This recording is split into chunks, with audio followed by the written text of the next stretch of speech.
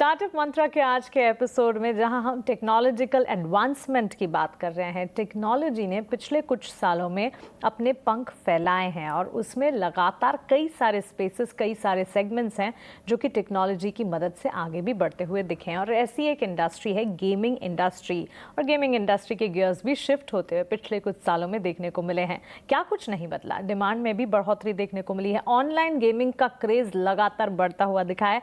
Entertainment और social interaction है जो कि काफ़ी हद तक कार्ड्स प्ले आउट कर रहे हैं, और इसी के चलते हम देख रहे हैं कि ये इंडस्ट्री में भी चार चांद लगे हैं। तो आइए लीडिंग मोबाइल गेमिंग कंपनी नज़ारा टेक्नोलॉजी के मैनेजमेंट को हमारे साथ जोड़ते हैं और उनसे बात करते हैं कि गेमिंग इंडस्ट्री में इस वक्त कौन से ग्रोथ फैक्टर्स दिख रहे हैं, आगे की डेवलपमेंट स्टोरी कैसी होगी। नज़ारा टेक्नोलॉजीज के फाउंडर और CEO नीतीश मित्रसन हमारे साथ अब जुड़ गए। नीतीश, शुक्रिया आपका हमारे साथ जुड़ने के लिए, अपना समय देने के लिए। सबसे पहले तो आपने एक कमेंट किया था कि online gaming industry set to explode in India. In fact gaming industry set to explode in India.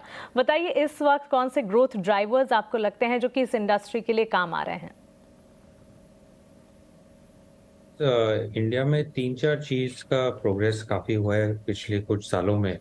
एक तो मोबाइल फोन्स जो आज के दिन एंड्रॉयड फोन, स्मार्टफोन सबके पास है। सारी कंट्री में hundreds of millions of users के पास है। उससे के लोग गेम्स अपने मोबाइल पे तुरंत खेल सकते हैं। दूसरी बात, जो मोबाइल डेटा है वो काफी फास्ट हो गया है। दुनिया में सबसे चीपेस्ट मोबाइल डेटा एक्सेसिबल है, तो वो एक बहुत फायदेमंद चीज है। और तीसरी बात है जो अपना डिजिटल पेमेंट इकोसिस्टम इंडिया में, वो भी काफी प्रोग्रेस हुआ है और इससे मोनेटाइजेशन ऑफ गेमिंग काफी हो सकता है। सो इन तीनों चीज को लेके और इसके साथ जो अपने इंडिया में यूथ डेमोग्राफिक्स है, यंगस्टर्स को काफी शौक है गेमिंग का, ये सब चीजें देखकर जो एंटरप्रेन्योर्स अभी आ रहे हैं अलग अलग आइडियाज, नए नए आइडियाज लेके, ये सब देख के गेमिंग में काफी प्रोग्रेस ऑलरेडी हो रहा है।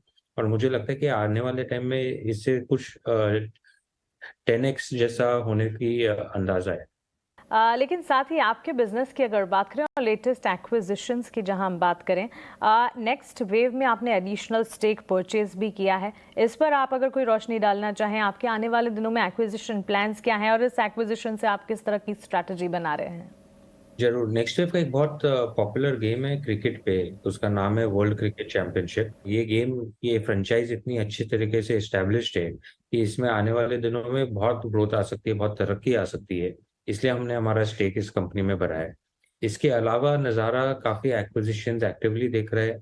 जो हमारे गेमिफाइड लर्निंग स्पेस है, ई स्पोर्ट्स का स्पेस है, skill based real money gaming का स्पेस है, हम इन सारे ही सेक्टर्स में काफी कंपनीज के साथ डायलॉग में, और जरूर आने वाले महीनों में कुछ ना कुछ अनाउंसमेंट्स एक्विजिशंस की तरफ करेंगे हम।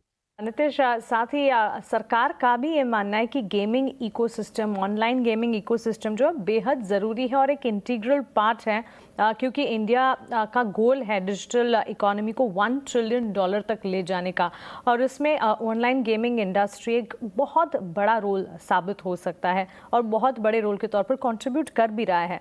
आपको क्या लगता है करंट स्टेटस जो ऑनलाइन गेमिंग रूल्स का है, उस पर अगर आप अपनी राय, अपना आउटलुक देना चाहें, और कोई डिमांड अगर आप गेमिंग इंडस्ट्री के लिए हमारे माध्यम से करना चाहें? जरूर। आई थिंक डिमांड के पर्सपेक्टिव से तो जो हम काफी महीनों से, सालों से बोल रहे हैं कि ये इंडस्ट्री को रिकग्नाइज करनी चाहिए और clarity of operations, regulatory clarity, taxation clarity आनी चाहिए, बिकॉज ये इंडस्ट्री इंडिया के लिए बहुत बड़ी बन सकती है। एक्सपोर्ट रेवेन्यूज काफी ला सकती है, डोमेस्टिक मार्केट में काफी रेवेन्यूज जनरेट कर सकती है। और अच्छी बात यह है कि स्पेशली पिछले अगर आप 1-2 साल में देखेंगे तो गवर्नमेंट ने काफी स्टेप्स चालू कर दिया लेना। जैसे ऑनलाइन TDS का इस बजट में जिक्र हुआ, उसके बाद अमेंडमेंट में काफी क्लैरिटी आई है उसको लेके। मिनिस्ट्री ऑफ IT एक सेंट्रल लेवल पे गेमिंग का फ्रेमवर्क बना रही है, हाल में इशू भी करा है। तो गवर्नमेंट अभी इसको काफी सीरियसली ले रही है इस इंडस्ट्री को, और जो इंडस्ट्री की डिमांड थी वो काफी एक्टिवली करते जा रही है। टैक्सेशन जो है ऑनलाइन गेमिंग इंडस्ट्री पर, उसके पर आपके व्यूज़ क्या हैं? ऑनलाइन TDS जो है उसमें तो काफी क्लैरिटी ऑलरेडी आ गई है। आई थिंक GST को लेके, स्पेशली जो skill based real money gaming है, वो GST 18% होएगा, 28% होएगा, किस पे लागू होएगा, उसमें अभी भी थोड़ी अनक्लैरिटी है। और एक जो जीएसटी काउंसिल है वो इस पे काफी सोच विचार कर रही है कुछ महीनों से। जून में एक और मीटिंग है, शायद उसमें क्लैरिटी आए, या होपफुली तुरंत इस कुछ महीनों में उसमें क्लैरिटी आ जाए। नितीश, इन दिनों हम जहां टेक्नोलॉजिकल एडवांसमेंट की बात करें, कई सारी नई चीज़ें हैं जो कि सामने आई हैं, like chat GPT, artificial intelligence, और ये सारी चीज़ों पर कहा यह जा रहा है कि एक नेक्स्ट मूव या नेक्स्ट लेवल ऑफ रेवोल्यूशन साबित हो सकती है ये सारी चीज़ें। एआई गेमिंग और एजुकेशन में किस तरह का इम्पैक्ट लेकर आएगा आपके हिसाब से? काफी प्रोग्रेस हुआ है कुछ महीनों में, तो इसको काफी पॉपुलैरिटी भी मिली है। जो जेनरेटिव एआई बोलते हैं, चैट जीपीटी को लीजिए, ग्राफिक्स में मिड जर्नी को लीजिए, और इसमें गेमिंग में काफी इम्पैक्ट आ रहा है। बिकॉज अब गेमिंग में आप जो इमेजेस बनाते हैं, ग्राफिक्स बनाते हैं, विजुअलाइजेशन बनाते हैं, वो 5x फास्टर बना सकते हैं, 1/5 कॉस्ट में बना सकते हैं, और बहुत सारे क्रिएटिव ऑप्शंस इन टूल्स से निकाल सकते हैं। तो बहुत तेजी से एआई आ रहा है हमारे नॉर्मल जिंदगी में, और गेमिंग में भी काफी इम्पैक्ट आ रहा है। सिमिलरली जो एड टेक है, एआई लर्निंग एक काफी पॉपुलर होने वाला है। काफी पर्सनलाइज लर्निंग हो सकती है, बिकॉज एआई के वजह से one on one personalization of learning हो सकती है। सो वो एक बहुत बड़ी सनराइज इंडस्ट्री होने वाली है। सो एआई से काफी प्रोग्रेस होने वाला है अक्रॉस मेनी सेक्टर्स, और हमारी इंडस्ट्री में भी होएगा। आखिरी सवाल आपके फाइनेंशियल्स पर। Q4 के नतीजे अभी हाल ही में आए और शानदार आउटस्टैंडिंग सेट ऑफ नंबर्स। अगर मुनाफे के फ्रंट पर देखें 18% की बढ़त, और रेवेन्यूज ऑलमोस्ट 65% के आप मुंह देख रहे हैं। स्ट्रेंथ कहाँ से आती हुई दिखी और आने वाले क्वार्टर्स के लिए आपकी स्ट्रैटेजी क्या है? जरूर, हमारी सारी गेमिंग आईपीज जो है काफी अच्छे करे। सारी टीम्स ने अच्छा काम करा है, और हमें काफी ग्रोथ आई है। हमारा पूरे साल का नंबर अगर आप देखेंगे नज़ारा का, तो 75% रेवेन्यू ग्रोथ आई है। ये FY23 पहला साल है जो जिसमें हमारी कंपनी ने 1,000 करोड़ से ज्यादा एनुअल रेवेन्यू करी है। 1091 करोड़ की रेवेन्यू आई हमारी, और हम प्रॉफिटेबल कंपनी है। 109 करोड़ का एबिटा ये साल पोस्ट करा है। तो एक फाउंडेशन हमारा काफी स्ट्रांग है, कंपनी का कैश फ्लो स्ट्रांग है। कंपनी के पास मार्च एंडिंग में 600 करोड़ से ज्यादा कैश है। तो फाउंडेशन हमारी कंपनी का काफी स्ट्रांग है, और इस पे हम लोग काफी नए एक्सपेरिमेंट्स, नए एक्विजिशंस और नए बिजनेसेस बनाते जाएंगे।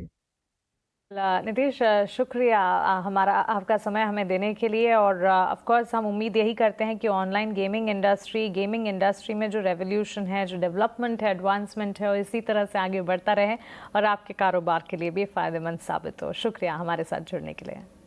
Thank you.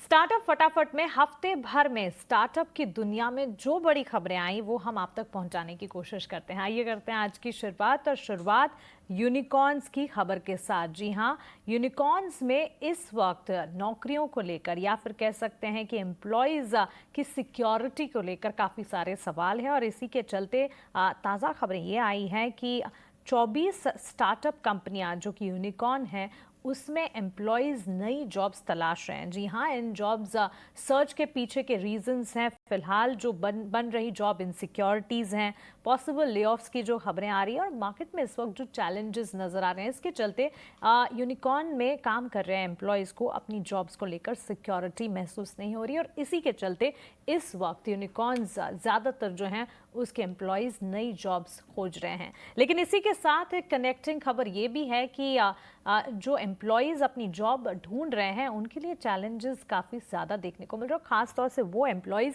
जो कि एग्जीक्यूटिव लेवल पर अपनी जॉब्स तलाश रहे हैं, क्योंकि इन्फ्लेटेड पे हैं, उनके पैकेजेस काफ़ी ज़्यादा, और इसी के चलते वो नई जॉब सर्च में एक चैलेंज फेस कर रहे हैं। प्रोफेशनल्स जो कि काफ़ी बड़ी सैलरी ड्रॉ कर रहे हैं, जो काफ़ी बड़े ऊंचे लेवल्स पर हैं, उनके लिए नई जॉब्स तलाशना मुश्किल भी हो रहा है, और नई जॉब्स जहां पर उन्हें मिल भी रही हैं वहां पर भी उन्हें अपने पैकेजेस में शार्प कट्स भी देखने पड़ रहे हैं। तो क्लियरली एक कनेक्टिंग फैक्ट है जो कि स्टार्टअप्स के लिए इस वक्त जो प्रिवेलिंग जॉब मार्केट है उस पर नजर आ रहा है।